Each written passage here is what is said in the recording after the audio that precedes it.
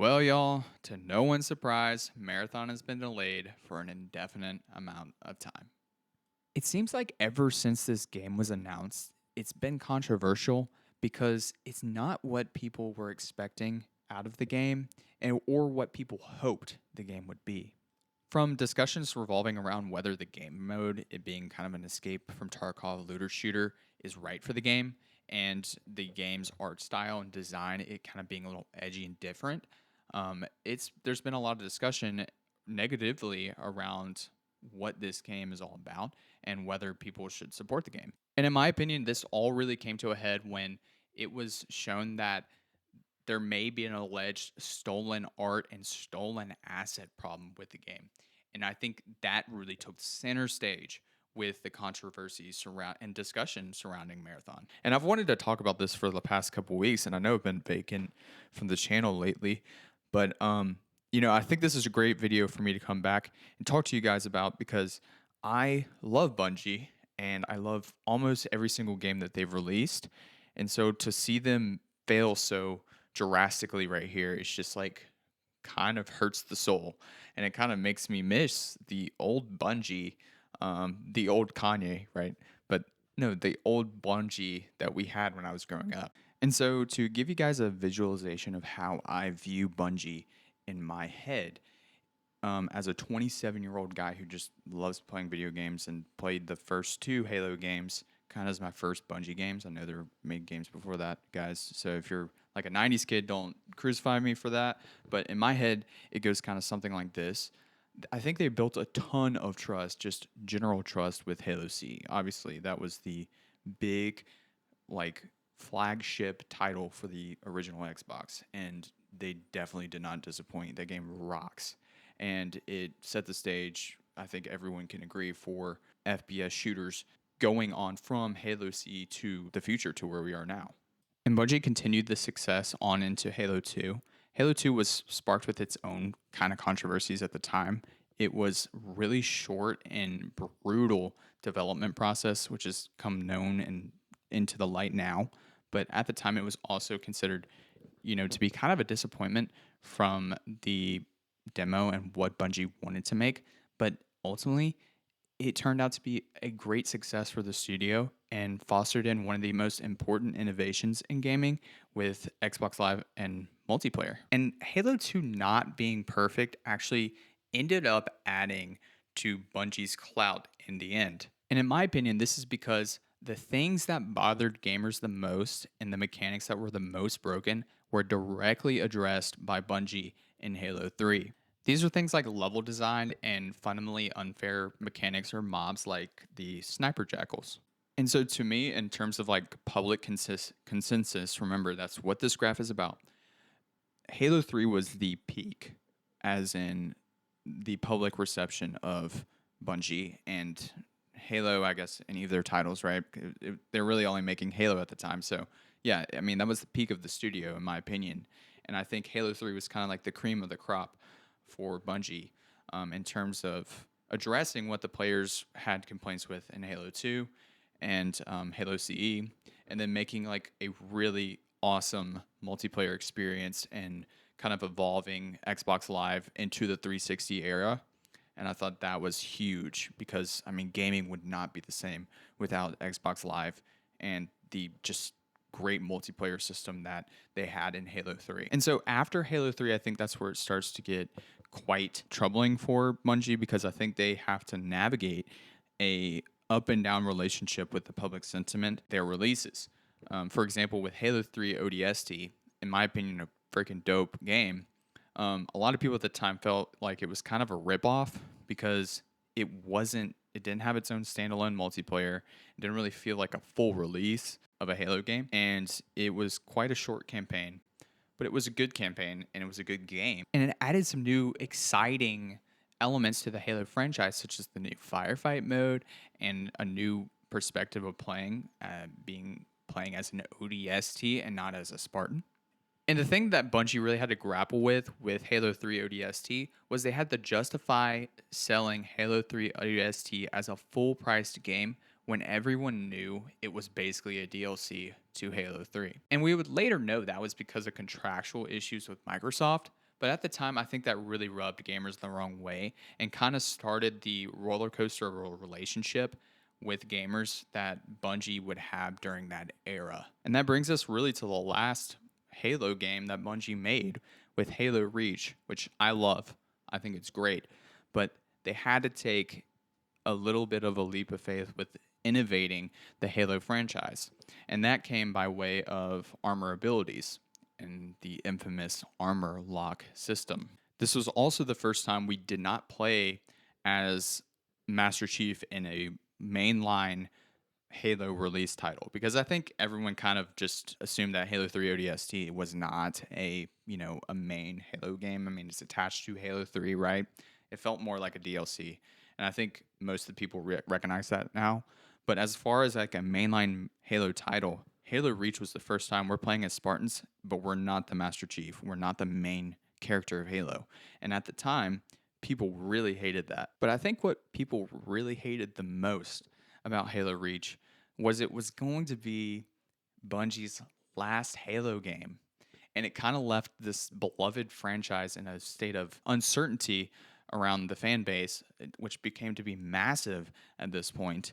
And with, this message and their sign off, everyone couldn't help but feel like insanely nostalgic for the Halo CE days, the Halo 2 days, and hell, even the Halo 3 days, which was recent at the time.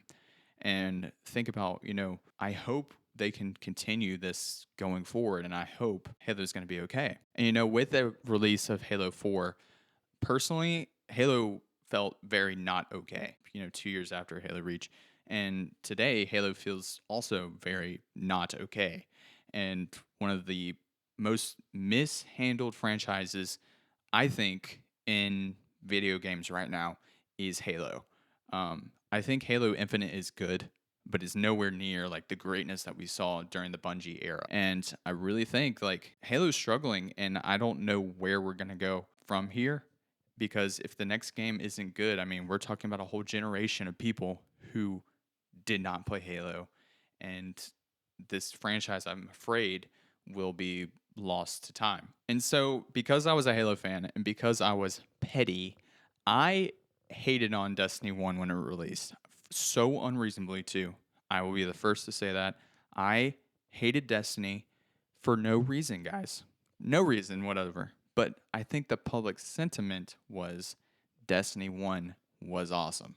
And so, coming from that short pitfall of Halo Reach and I guess Halo 3 ODST, I think they gained back public clout with the release of Destiny 1.